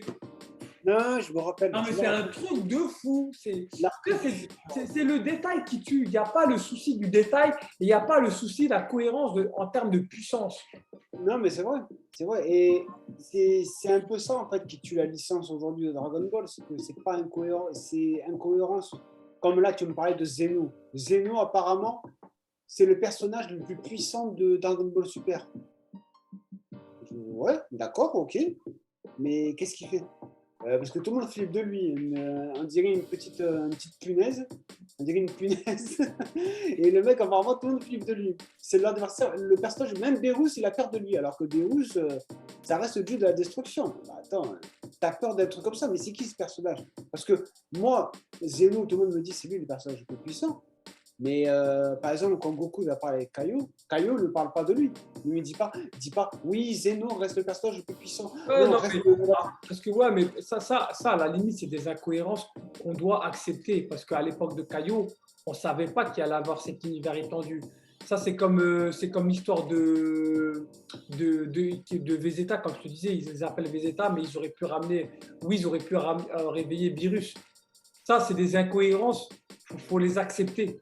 Ouais, je veux dire, parce qu'on ne peut pas refaire l'histoire, en fait. Donc ça, à la limite, moi je veux dire, je l'accepte. Moi, ce que je n'accepte pas, c'est le souci du détail qui n'est pas respecté. Quand il y a un combat en termes de puissance, vous nous introduisez des ordres de grandeur de puissance, et à un moment donné, le soufflet, il retombe parce qu'on n'a pas l'impression qu'ils sont divins, les personnages. Ils n'ont pas changé. On a l'impression que c'est toujours des Super Saiyans classiques. Après, ils ont introduit l'Ultra Instinct. Moi, c'est que j'ai beaucoup aimé, j'ai beaucoup adoré. Je trouve qu'il y a une vraie valeur ajoutée à cette transformation, mais le restant, il n'y a pas de valeur ajoutée à ça. Voilà, c'est mon avis. Et les combats sont bâclés. Quand je te dis, quand tu envoies un gros Kamehameha dans un parc qui est dans une ville, tu attends un minimum de dégâts. Quand tu vois que Son Goku et Trunks ils sont allongés dans une pelouse intacte, il y a un gros problème. Surtout que Trunks il est en mode pseudo Super Saiyan Blue et Goku il est en Super Saiyan Blue. Tu vois, ça pose d'énormes problèmes. Non, bien sûr, je confirme, je confirme. Mais est-ce que, alors c'est là après qu'on peut parler du débat, mais est-ce que au jour d'aujourd'hui, Dragon Ball Super pourrait avoir une fin ou pas? Pourrait avoir une fin logique dans ce manga-là, parce que on a connu entre guillemets des fins dans Dragon Ball, on a connu des espèces de fins dans Dragon Ball Z et Dragon Ball GT. Il y a eu aussi Dragon Ball Kai, je ne sais pas si tu as connu Dragon Ball Kai. Dragon Ball Kai, ça reprenait en fait tout ce qui était Dragon Ball Z, le manga Dragon Ball Z, mais en version courte. Déjà, c'était en version HD, je crois que c'était un truc comme ça, mais c'était en version courte. C'est-à-dire que je crois que sur un épisode, c'était en fait 2 épisodes. Je crois que c'était un truc comme ça, un délire comme ça. Ça passait très rapidement, il me semble de tête, je crois que c'était ça, si je ne dis pas de conneries. Mais est-ce que on verrait un jour, franchement, une fin, fin, qui nous dirait c'est la fin de Dragon Ball. Voilà, dites au revoir à Goku. Franchement, est-ce qu'un jour on pourrait voir une fin de ce manga? Je vais répondre à ta question. Je vais juste rebondir sur un truc que tu m'as dit qui me paraissait intéressant. C'est le cas de Zeno. Ouais. Zeno, c'est le talon acide de Dragon Ball Super, à mon sens. Parce que bon, je ne suis pas le seul à le dire. Le problème de Zeno, c'est que ce personnage, il pose beaucoup trop de problèmes. Ils ont introduit un personnage surpuissant. En fait, Zeno est la matérialisation de Dieu dans l'univers Dragon Ball. Il est plus puissant Ouais. que les dieux de la destruction, il est plus puissant que les anges qui sont eux-mêmes plus puissants que les dieux de la destruction. C'est l'être ultime, entre guillemets, c'est Dieu dans sa globalité. Mais le problème de ce personnage, c'est que à partir du moment où il est dans le camp des gentils, vu qu'apparemment il affectionne énormément Goku, il n'y a plus d'enjeu, tu vois, dans Dragon Ball Z. Parce que tu sais très bien que si Son Goku va être dans le dur et dans le mal, Zeno apparaîtrait. C'est ce qui est apparu avec l'arc de Zamatsu. Zeno, bon, finalement, c'est Zeno qui l'a exterminé. Donc lui, ce personnage-là, il pose un gros problème pour la licence, tout simplement, parce que l'enjeu disparaît avec un personnage aussi puissant dans les alliés. Non, bien sûr. Non, mais je confirme. Après, là, je suis en train de lire ce qu'ils disent. Ils disent Zeno est le dieu des dieux. Il est le roi de tout l'univers, mais pas seulement, puisqu'il est le roi de tout l'univers. Et en un mot, Zeno est le roi absolu des multiverses. Ah ouais, ça aussi, les multiverses, c'est un truc aussi qu'on voit apparaître dans Dragon Ball, super. Mais pas que, il est surtout l'être le plus puissant de Dragon Ball. Donc ça confirme bien ce personnage, moi je pense que ce personnage, j'aurais jamais dû l'introduire, ou peut-être pas maintenant, parce que là, ça pose vraiment beaucoup de problèmes pour la suite. En fait, si tu veux garder du suspense et des enjeux dans ton œuvre, quand tu introduis un personnage aussi puissant dans tes alliés, parce que pour moi, ça reste quand même un allié, vu que Son Goku peut faire appel à lui à tout moment, ça pose en fait quelques difficultés scénaristiques en fait, de cohérence pour les enjeux futurs. Mais pour revenir à ce que tu disais sur y a-t-il à avoir une fin dans Dragon Ball, moi j'ai envie de te dire, c'est qu'une histoire d'oseille en fait, qu'une histoire d'argent. Si les produits dérivés se vendent toujours aussi bien, si ils arrivent parce qu'en fait c'est ça aussi l'enjeu de Dragon Ball Super, et c'est pour ça qu'on est un peu largué, c'est qu'ils essayent aussi d'attirer de nouveaux publics, un public beaucoup plus jeune. Donc, s'ils arrivent tout le temps à vendre et à attirer un nouveau public, une nouvelle génération, de génération en génération, ça ne s'arrêtera jamais. Ils arriveront toujours à trouver des histoires annexes, peut-être plus avec Son Goku, peut-être avec les petits-enfants de Son Goku, parce que c'est pas, il y a eu des spin-offs 100 ans, tu l'as connu, c'est le spin-off 100 ans après la mort de Son Goku, où tu voyais les réincarnations de Son Goku et de Vegeta. Tu vois, ils pourront toujours allonger le fil tant qu'il y a de l'argent, tant qu'il y a du beurre à se faire.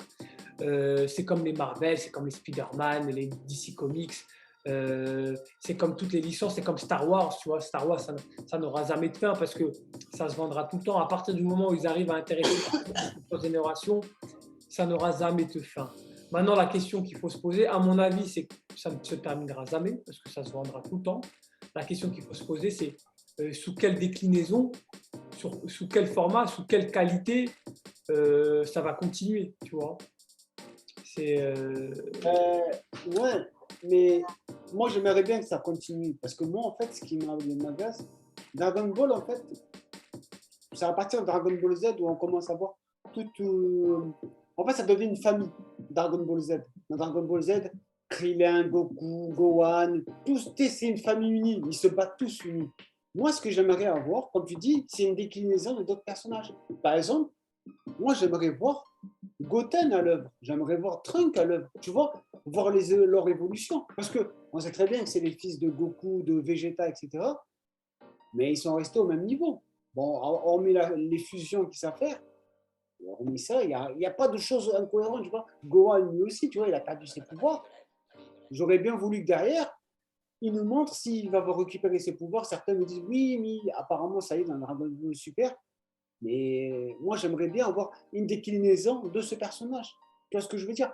Et c'est dommage. C'est dommage. C'est dommage parce qu'ils n'exploitent pas au maximum. Et c'est des petits détails comme ça, moi, qui m'ont fait un petit peu agacer parce que, comme je dis, Dragon Ball, ça inclut pas que Son Goku. Ça inclut tout le monde. Ça inclut tous les personnages qu'il peut avoir. Piccolo. Piccolo aussi, tu vois, ça reste un personnage emblématique du manga. C'est lui qui a entraîné Gohan. Il s'est sacrifié plus d'une fois pour Goku. Euh, J'aimerais bien que derrière, voilà, il y ait pareil une déclinaison. Je ne sais pas si tu t'en rappelles d'ailleurs dans Dragon Ball GT.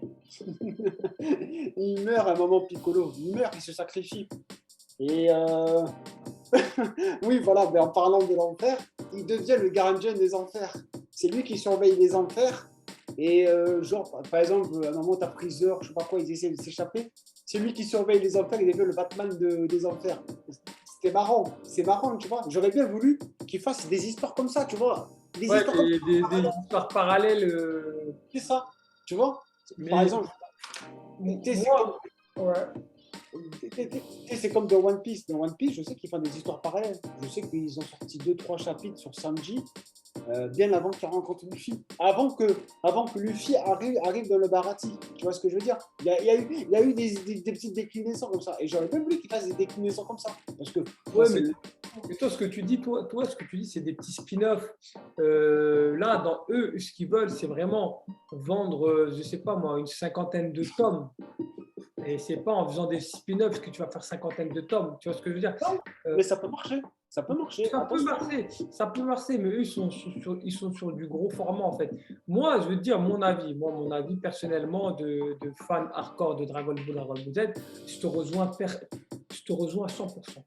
Je sais qu'idéalement, il faut que s'arrêter ils auraient aimé qu'ils s'arrêtent à Dragon Ball Z, et ensuite ils entament des spin-offs, comme tu dis, sur sur le développement de certains personnages, tout en respectant la recette qui a été Dragon Ball et Dragon Ball Z. Et même pourquoi pas nous expliquer tu sais, la vie avant l'arrivée de Freezer dans la planète Vegeta. Comment le peuple Saiyan faisait, on sait plus ou moins, parce qu'il y a eu des DLC, il y a eu des DLC. Je veux dire, il y a eu des films qui ont relaté la vie de Badok, le père de Son Goku. Mais faire tout. Ouais. Petite parenthèse, on apprend aussi que Son Goku il a une mère. On l'apprend dans Dragon Ball Super. Je sais pas si peut-être tu l'as vu. Ouais. Ouais, on apprend qu'il a une mère. Il a une mère et on a il y a eu des spin-offs comme ça où, où elle est déjà apparue. Elle est déjà apparue dans certains spin-offs. Mais après, je ne sais pas si c'est canon ou pas canon. Ça, c'est un autre délire. Mais bref, je te rejoins parfaitement là-dessus. Mais eux, malheureusement, ils veulent prolonger la suite, comme un Dragon Ball Z qui a prolongé un Dragon Ball. Ils veulent vraiment prolonger, et c'est pour ça qu'ils ont remplacé le Z par le S. Et dans cette déclinaison-là, malheureusement, ça va continuer. Ça va continuer. Et ils veulent attirer un public large, que ce soit les gens comme nous, parce que les gens comme nous continueront à regarder plus ou moins Dragon Ball. Super. Moi, je me suis arrêté à l'arc du tournoi avec comment il s'appelle c'est l'Ultra Instinct là. Zeno. Non, comment il s'appelle? Mince. Mince, attends, je vais te dire. Goku, Comment il s'appelle déjà là? Putain, le truc de mémoire. Jiren. Jiren, punaise. Ouais. Goku. Moi, je me suis arrêté à la fin du combat avec Jiren. J'ai bien aimé l'animation, l'Ultra Instinct, j'ai kiffé. Franchement, c'était la partie de Dragon Ball Z que j'ai le plus surkiffé. Franchement, rien à dire. Le restant, après, voilà, j'ai donné mon avis. Mais ils auraient dû faire un truc un peu plus simple. Dans Dragon Ball Z, ils auraient dû faire un truc un peu plus gros. Dans la progressivité de la menace qu'ont vécu nos personnages, ça veut dire quoi? C'est que tout simplement assumer le fait est que les anges, ce sont des gens mal intentionnés et que le dieu de la destruction ont un objectif aussi qui n'est pas forcément sain. Et là, ça aurait poussé nos protagonistes à se surpasser, à devoir combattre le dieu de la destruction et ensuite devoir combattre les anges pour pourquoi pas atteindre Zeno. Par contre, Zeno, il aurait fallu lui donner, il aurait fallu donner en fait le pouvoir d'un Zeno un peu comme dans Chevalier des Zodiacs, le grand pape. C'est-à-dire pas une personne qui est omniscient, omnipotent. Parce que là, le Zeno de maintenant, il est omniscient, omnipotent, il est inatteignable.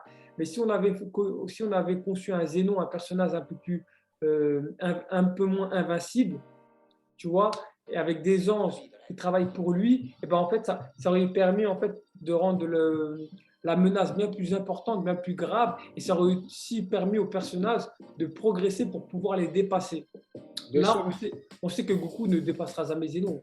C'est impossible, c'est techniquement impossible. Non, jamais. Le mec est Dieu, tu ne peux pas faire plus. C'est vrai, c'est vrai, c'est vrai. Tu vois, j'aurais assumé en fait le côté méchant, diabolique jusqu'au bout.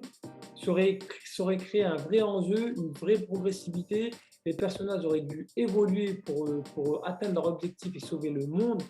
Que là, finalement, dans l'arc du pouvoir, du tournoi, je veux dire, il n'y a pas eu d'enjeu. On sait que tout le monde est gentil, Beerus est gentil, Whis est gentil, Xeno est sympa, Black Goku n'était pas réellement une menace, Zamasu n'était pas réellement une menace. On meuble, en fait, on meuble. L'animation est cool, c'est sympa, on est content de revoir Goku, Vegeta et leur bande, mais en soi, il n'y a rien d'extraordinaire. Ouais, non, mais c'est vrai. Je te rejoins sur pas mal d'aspects, sur cet esprit-là. C'est vrai que pour le moment, de toute façon, on en trouvera toujours des incohérences. Après, comme tu l'as dit tout à l'heure, hein, c'est les boîtes Afrique. C'est boîtes Afrique. Tirer vers le haut pour essayer de faire ci, pour essayer de faire ça, etc. La preuve, on a le cas avec Star Wars. Star Wars, c'est un peu ce délire-là. Star Wars, ça reste une grosse licence. Et pareil, ça tire toujours par... ça tire beaucoup de tout ça pour avoir du fric. Et Dragon Ball, aujourd'hui, c'est devenu ceci. Mais non, est-ce que c'est bénéfique ou est-ce que ça peut être négatif ou positif? Je veux dire, d'un côté, c'est positif. Parce que, comme je te dis, moi aujourd'hui, Dragon Ball, la licence Dragon Ball, reste une licence emblématique. Même s'il y a des incohérences, que ce soit sur Dragon Ball Super, Dragon Ball GT ou quoi que ce soit, elle restera la licence culte de tous les mangaka, de tous les mangas, fan hardcore ou pas. Si franchement un mec qui me dit un jour, une personne me dit je veux commencer un manga, je lui conseille Dragon Ball. Pour moi, Dragon Ball, c'est le manga phare shonen qu'il faut commencer du début à la fin. Même en passant par Super. Même en passant par Super. Parce qu'il se fera son propre avis. Il se dira, mais attends, je sais pas, peut-être qu'il trouvera ça bien, peut-être qu'il trouvera ça nul. Il se dira, je sais pas, Goku, il avait sa transformation, elle était jaune, maintenant elle est bleue. Il est devenu où là? Il fait quoi? Ouais, il a bu du Pepsi bleu ou quoi? Tu vois ce que je veux dire? C'est un peu ce délire-là. Et moi, ce que j'ai envie, moi c'est ça, tu vois. Moi, c'est ce que je dis à des collègues, quoi que ce soit, je leur dis, d'abord regardez, après faites vos avis. Partez pas sur un délire en vous disant c'est pourri, quoi que ce soit. Moi, j'aime bien Dragon Ball Super. Hein. J'aime bien. Hein. J'aime beaucoup, j'aime l'évolution de l'histoire. Mais ça reste des fois incohérent, comme tu dis. Ça reste un peu incohérent. Mais tu sais, c'est juste parce que je voulais rebondir sur ce que tu disais. Là, je regardais la mangatech d'un youtubeur. Je regardais les mangatech des gens, tu vois. Parce que tu vois, moi, je suis en train de me faire une mangatech, là. Pas vraiment une mangatech, parce qu'il y a beaucoup de comics. Mais je voudrais me faire une mangatech. Donc, je voulais m'inspirer de comment les gens classaient leurs trucs et tout. Bref. Et il y a un mec qui avait plein de mangas. Il avait plein de mangas. Et à un moment donné, il présente ses mangas, il dit voilà, c'est ça, c'est ça, c'est ça. Et il dit voilà, là, il y a Dragon Ball. Et il disait que lui, il n'avait jamais lu Dragon Ball. Il avait lu des tonnes de mangas, mais il n'avait jamais lu le Dragon Ball parce qu'il avait des préjugés. Il disait moi, j'avais des préjugés sur Dragon Ball, ouais, la baston, la bagarre, c'est pas trop ma tasse de thé, donc il n'avait pas lu Dragon Ball. Et il s'est dit, bah écoute, dans ma mangathèque, je peux pas avoir 8000 mangas et ne pas avoir Dragon Ball. C'est pas Ouais, logique. Tu c'est vrai. vois, tu as une mangathèque, forcément, à un moment donné, tu as 8000 mangas, tu as au moins Dragon Ball. Et donc, du Ouais, coup, il a pour combler ce manque dans sa mangathèque, il a acheté les Dragon Ball. Et devine quoi? Il a lu les Dragon Ball et les Dragon Ball Z. Il a dit, punaise, la claque qui s'est pris. Alors que c'est un mec, il en a bouffé des mangas, il en a bouffé, mais il avait jamais lu Dragon Ball et Dragon Ball Z. Et récemment, il a lu les Dragon Ball et les Dragon Ball Z, il a pété un câble. Il a dit, mais c'est trop, trop bien. J'avais des préjugés, des prérequis, je pensais que c'était que de la bagarre, de la baston. Et dans la finalité, il a lu, il a kiffé. ben, tu vois, comme quoi, regarde, parce qu'il a découvert un manga, je pense que je pense qu'il a découvert vraiment la base d'un Chunin. La base d'un Chunin, c'est dans des mangas comme ça qu'on les revoit. Certes, tu vas me dire One Piece, Bleach et tout, tous ces mangas-là, on les voit les bases de Chunin, mais il n'y a pas autant comme dans Dragon Ball. Dans Dragon Ball, ou même les Chevaliers du Zodiac, les Senseiya, pardon, ou d'autres mangas, on n'a pas cette base de Chunin. Et c'est ça, moi, qui est en manque aujourd'hui. Et tu vois la preuve, pourtant, c'est un mec qui connaît les mangas, qui connaît ci ou quoi que ce soit. Il voit la différence, la claque entre avant et aujourd'hui. Il se dit, attends, comment j'ai pu passer à travers ça? Ben ouais, ça reste une claque phénoménale. Ça reste une grosse claque phénoménale. Et ça, pour moi, ça restera inchangé.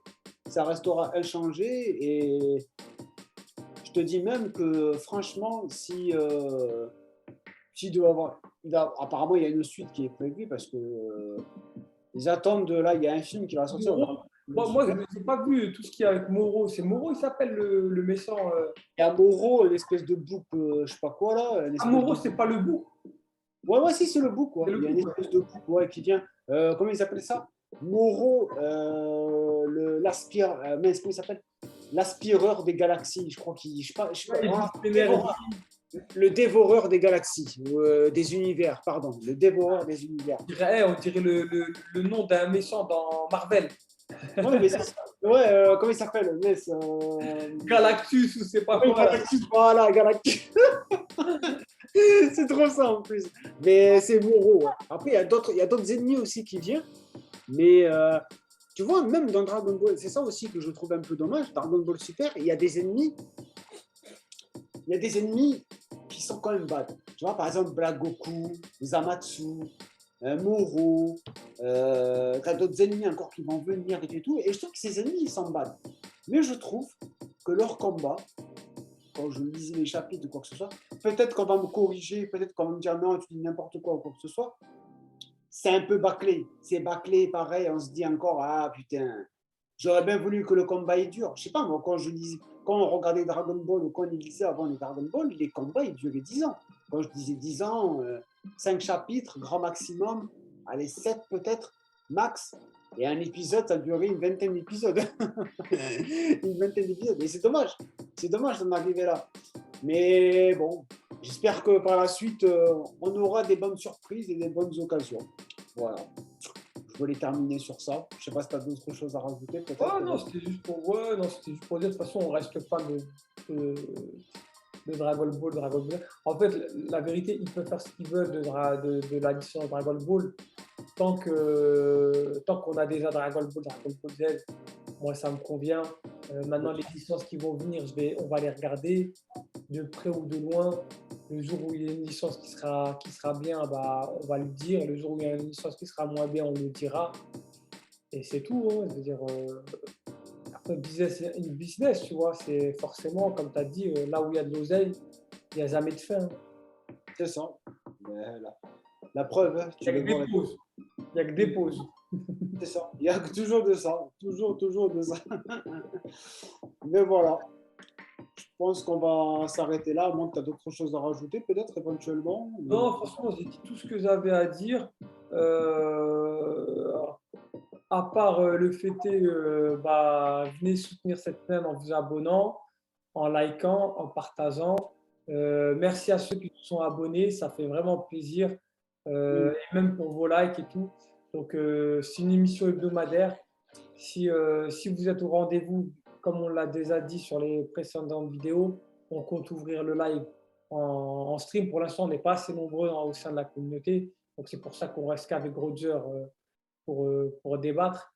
Mais vous inquiétez pas, on attend que vous soyez de plus en plus nombreux, qu'il y ait de plus en plus d'interactions, que ce soit dans l'espace des commentaires ou dans les likes ou dans le nombre d'abonnés. Et après, on ouvrira tout ça au débat avec vous pour apporter des nuances. Et on n'a pas non plus la science infuse, donc on peut se tromper. Donc, ça serait intéressant d'avoir une contradiction ou tout simplement, pourquoi pas appuyer ce qu'on dit aussi. Donc, ça serait intéressant. C'est ça. Et toujours dans la joie et la bonne humeur, sans insultes, avec beaucoup de bienveillance. On n'est pas là pour s'embrouiller, pour savoir qui a raison, qui a tort ou quoi que ce soit. On est là juste pour débattre et passer un moment agréable tous ensemble. Voilà. Ben, sur ce, on vous dit à la prochaine pour la prochaine vidéo et on vous dit à la prochaine. Ciao, portez-vous bien. Ciao.